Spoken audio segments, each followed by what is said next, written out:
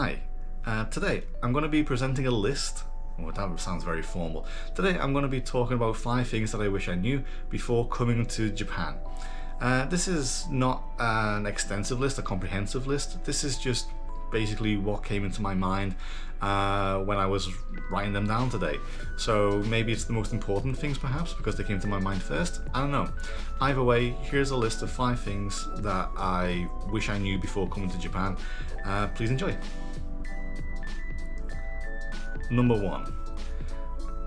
The first thing I wish I knew before coming to Japan is just how much, or how little rather, Japanese people know about the UK.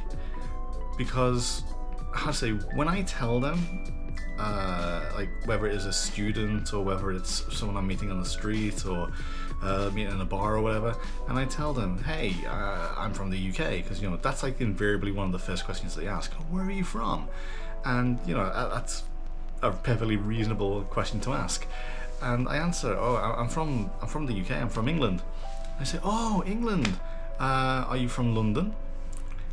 And this is kind of like the automatic assumption. It's not just Japanese people, it's like Americans and Africans and whoever else people I meet. They all assume that because I'm from the UK, I'm from London. And I'm not. Like, if you listen to my accent, if you listen to my voice, and you are, from the UK, you can clearly tell that I'm not from London. Not even close to London, I'm from Liverpool, up in the north of England. Notice how I say the TH in north? I said th rather than, I can't even do the TH sound, the th, whatever it is, I can't do it. That's like how northern I am, right? So I'm very proud of my home city, so I kind of, when I first came to Japan, I was taking offense at this, it was kind of like, oh no, I'm not from London, Jesus Christ, because it was a little insulting, at least in my eyes.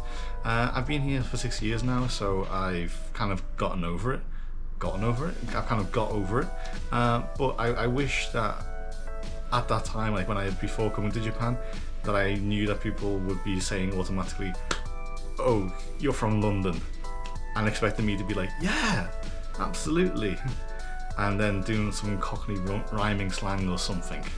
Apples and pears, Lady Godiva.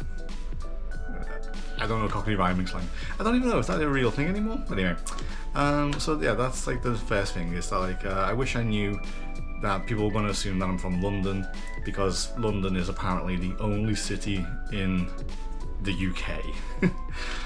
Yeah. Okay. Number 2. This one's a bit strange, but I wish that I knew before coming to Japan that Japanese supermarkets are very different from each other. And I don't mean in the sense of like, supermarket brands being different from each other. So like in the UK we have like Asda and Tesco and Morrison's and whatever else. I don't mean that those shops are different from each other. No, I mean like the actual supermarkets with the same branding can be very different from each other. So you can go to one store and they will stock an item. So you go, okay, I'm going to go to this store because I know that that store in this place had that item. So let's say, for example, you go to like a Seiyu or something, or an OK supermarket, right? And in one place they will have an item. And so you go, okay, I'm going to a different place now, but they've got like an OK store here or a Seiyu here. I'll go here, I'll buy this item, right?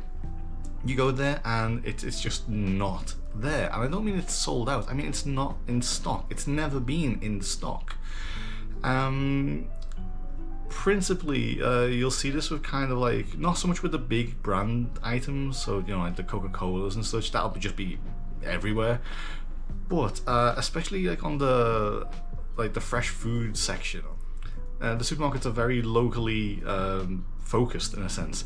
So if you go to a different area, even if it's the same brand of supermarket, it's going to be different, and that's within a city.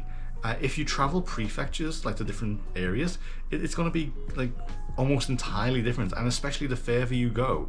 So if you go to like say one in Tokyo, if you go to like say an Aeon in Tokyo, an Aeon in Osaka, and an Aeon in Hiroshima, it's going to be very different. At least in my experience, from what I've seen. I should mention, like I have mentioned, like this applies to the prepared foods, I guess, or like the kind of like the fresh ingredients, rather than the big brand names. Like there's always going to be like a Coca-Cola that you can get, but you might not always be able to find Coke Zero. So keep that in mind when you're traveling. The supermarkets are not, and I wish I knew that before coming to Japan. The third thing I wish I knew before coming to Japan, and this is not especially related to Japan itself. This is just kind of to do with moving overseas.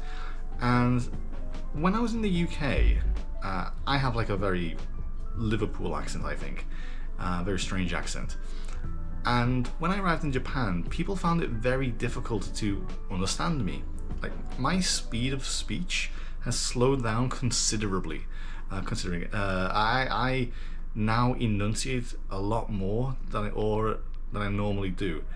And a big part of that is because people were not able to understand what I was saying. So I had to kind of slow down and enunciate more clearly. And this is not just the Japanese people, this is also kind of like my co-workers, the Americans. They have a lot of trouble understanding me at times, and I have to repeat myself. It's gotten better over 6 years, but I wish I had known before coming to Japan, before moving overseas, because I would have, worked on my elocution, I would have worked on my enunciation and my pronunciation and how to speak, essentially, rather than just kind of being like, oh yeah, I'm speaking English, people should be able to understand me. So yeah, if you're coming over to Japan, make sure that people can understand you. Or if you're going anywhere overseas, make sure that people can understand you. Can you understand me now? Am I speaking too fast now? Sorry, it's my humor, I guess. Anyway, that's thing number 3. Thing number 4 I wish I knew before coming to Japan is when I left the UK and I moved to Japan, I was still using a lot of my UK accounts. So like the Netflix account and the Amazon account and the iPhone's account or whatever else, right? And I should have had the foresight that this would be a problem in Japan, especially with things to do like network content and such. That's kind of like its own hassle altogether. But that's not the main issue. No, the main issue is that the Japanese yen is very, very weak. So people say Japan is very expensive, and it is. It's like if you want to buy Western food here in Japan, it's going to be very expensive. But by and large, Japan is kind of self-contained, and as long as you stay within that self-contained ecosystem, it's fine. There's no problem. But if you're paying for things overseas, so things like for example, when I moved over here, I was using Netflix. I was still subscribed to World of Warcraft. I didn't play a lot of it when I came over here, but I was still kind of like subscribed to it just because. But regardless, those costs start scaling because the yen is weak and has been increasingly weak over the time I've been here in Japan. And so it's likely to continue. That's likely to continue to be the case.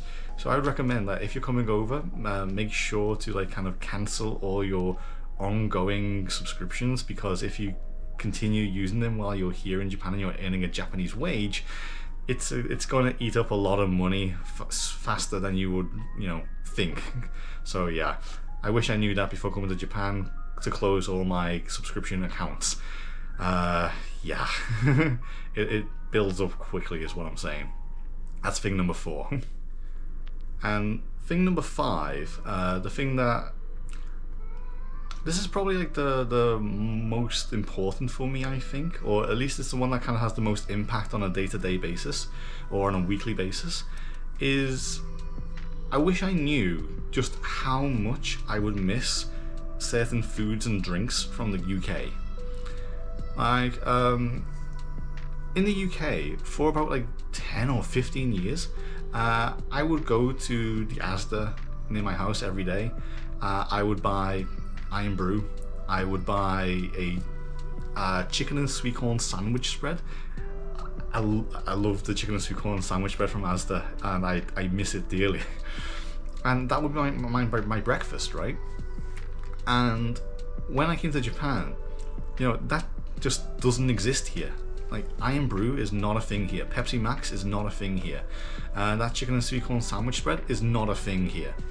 All those kind of comfort foods, you know, like the kind of like the kebabs after drinking or whatever, just don't exist in Japan. They're just not here.